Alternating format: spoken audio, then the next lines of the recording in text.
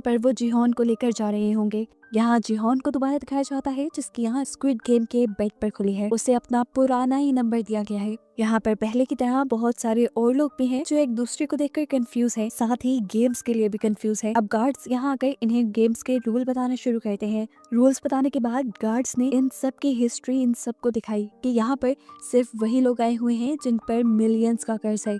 ये सब बताने के बाद गार्ड्स ने इन्हें बताया कि जीतने वाले को 45.6 बिलियन यॉन मिलेंगे। इस गेम के पूरे 6 राउंड होंगे। एक दिन में एक राउंड खेला जाएगा और हर गेम के बाद वोटिंग भी होगी क्या इन्होंने ये गेम कंटिन्यू रखना है या नहीं। और अगर ये लोग गेम बंद करने का डिसाइड करते हैं तो सभी प्लेयर्स को जीते हुए पैसे डिवाइड करके दे दिए जाएंगे। ये एक नया रूल था। जिहोन जान गया कि ये उसी की वजह से डाला गया है। आगे बढ़कर सबने कॉन्ट्रैक्ट साइन कर लिया। जिहोन ने देखा तकरीबन सभी रूल्स पुराने थे, बस कुछ एक आध नए थे। इसके बाद यहाँ एक एक करके सभी प्लेयर के पिक्चर्स ली गई। इस गेम को खेलने यहाँ पर कोरिया का एक फेमस रैपर भी आया हुआ था जिसे देखकर सब हैरान थे। उसके साथ पिक्चर भी बनवाना चाहते थे। उसने सबसे वादा किया कि यहाँ से बाहर जाते ही वो सबको एक एक पिक्चर देगा। यहाँ देखने को मिला कि जिहोन का एक दोस्त भी यहाँ आया हुआ था और ये लोग तकरीबन 3 साल बाद मिल रहे थे। जिहोन के गायब होने की वजह से उसका एक दोस्त उससे बहुत ज्यादा नाराज था। तब जिहोन उसे कहता है, मैं बाहर जाकर तुम्हें सब सच बता दूंगा। तुम इस जगह गलत आ गए हो, तुम्हें नहीं आना चाहिए था। और अब अगर तुम्हें अपनी जान प्यारी है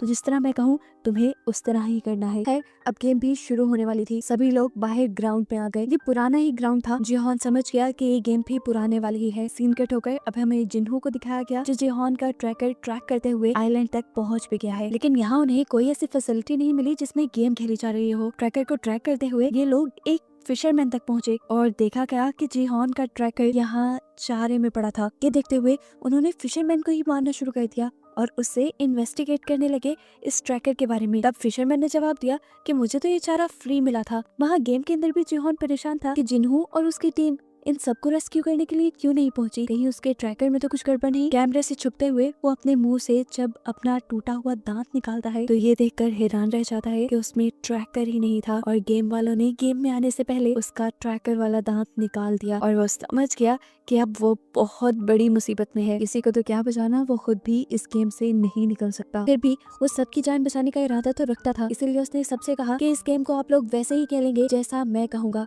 वरना आप लोग मारे जाएंगे। अब गेम भी स्टार्ट हो चुकी थी। जिहोन सबको अपने एक्सपीरियंस से गाइड करते हुए उस वक्त में आगे लेकर जा रहा था जब डॉल का मुंह पीछे होता था। सभी लोग जिहोन की बात मान रहे थे लेकिन बहुत से लोगों को यकीन नहीं था कि जिहोन सच बोल रहा है। ऐसे ही वो रैपर अपने सामने वाली लड़की के कान के नीचे मक्खी देखकर उसे उड़ाने को कहता है। वो लड़की पीछे मुड़कर उसे देख के हंसने लग जाती है।